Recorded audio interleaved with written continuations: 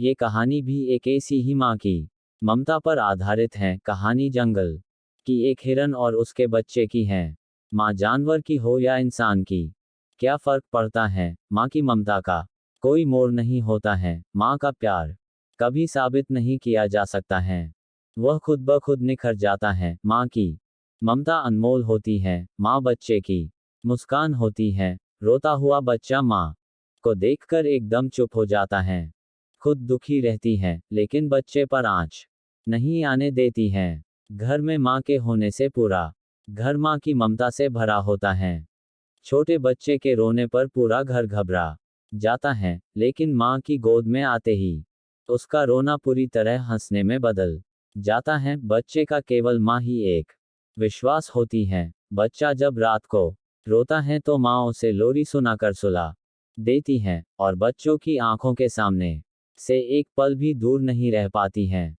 बच्चे को हमेशा अपने आंचल में छिपा कर रखती हैं, खुद से ज्यादा ख्याल रखती हैं। एक दिन की बात है, एक माँ का बच्चा छोटा था, वह बहुत नटखट था। उसकी हरकतें देखकर सभी हंसने लगते थे। बच्चा बहुत प्यारा था, उसने अभी अभी चलना सीखा था। चलने के साथ ही थोड़ा थोड़ा बोलना भी सीख गया था।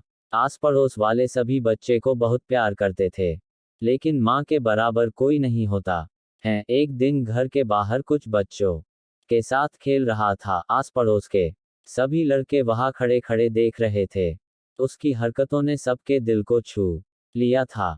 खेलते खेलते अचानक पत्थर से ठोकर लगने से नीचे गिर गया और जोर से रोने लगा। पास खड़े सभी ने उसे हंसाने की बहुत कोशिश की, लेकिन बच्चा बंद होने का नाम ही नहीं ले रहा था। एक एक करके सभी ने प्रयास कर लिया। कोई अपने गोद में लेकर खेलाता तो कोई गुदगुदी करके हंसाता, लेकिन वह तो और ज्यादा रोने लगा। इतने में माँ आ गई। माँ ने गोद में लिया और कहा, किसने रुलाया मेरे लाल को? इस पत्थर की इतनी हिम्मत, मेरे बच्चे को रुलाया, चल इस पत्थर को मारते हैं। माँ की बात सुनकर बच्चे ने कहा, नहीं माँ, पत्थर भी रोने लगेगा। बच्चे की बात सुनकर माँ हंसने लगी। बच्चा भी हंसने लगा और पास खड़े सभी लड़के भी जोर से हंसने लगे। माँ से बढ़कर त्याग और समर्पण की मूरत भला और कौन हो सकता है? हम कितनी भी गलतियां क्यों ना कर ले, माँ हमेशा बच्चे के हित में ही सोचती हैं। जब भी बेटे पर कोई भी मुसीबत आ जाती है तो वह अपने ऊपर ले लेती हैं। हर माँ बाप की यही इच्छा होती है कि उसकी संतान उनकी बुढ़ापे की लाठी बने, लेकिन इस विक्स की लहर में हम सभी अपने अधिकारों को, कर्तव्यों को भूलते जा रहे हैं। अगर हमारे माँ बाप हमें पाल सकते हैं, तो हम लोग उन्हें बुढ़ापे में क्यों बेसहारे छोड़ देते हैं? यही तो माँ बाप की इच्छा होती है कि मेरा बच्चा बड़ा होकर हमारा सहारा बनेगा। लेकिन आजकल तो अपने बूढ़े माँ बाप को पाला नहीं जाता, बल्कि अनाथ आश्रम या फिर दर दर की ठोकरें खाने पड़ रही हैं।